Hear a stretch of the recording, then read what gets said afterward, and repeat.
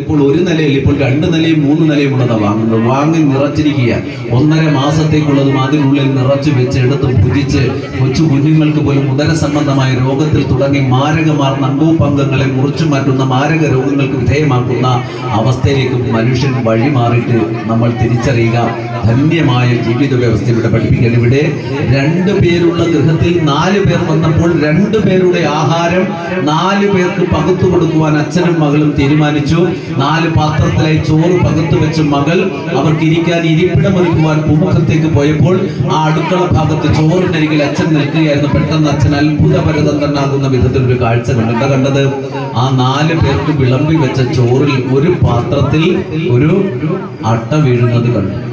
അത് കണ്ട് നോക്കി നിൽക്കാനേ ആ ധന്യനായ ദ്വിജന് ബ്രാഹ്മണന് സാധിച്ചുള്ളൂ.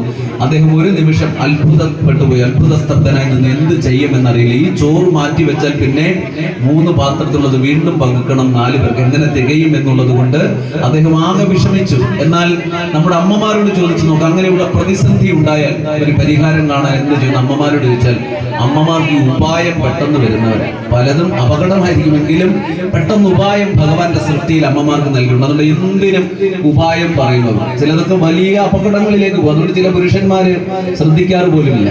എങ്കിലും ശ്രദ്ധിക്കുന്ന ആളുകൾ ചിലപ്പോൾ നന്മയായും വരും കേട്ടോ എന്ന് കരുതി അവരെ പരിഹസിച്ചതല്ല. എങ്കിലും ഉപായങ്ങൾക്ക് മുന്നിൽ അമ്മമാരുടെ ബുദ്ധിയാണ് എപ്പോഴും എന്ന് നിങ്ങൾ തിരിച്ചറിയണം. ഇവിടെ ശ്രേഷ്ഠനായിരിക്കുന്ന ആ പിതാവും അതുപോലൊരു ഉപായം കണ്ടെത്തി. എന്താ?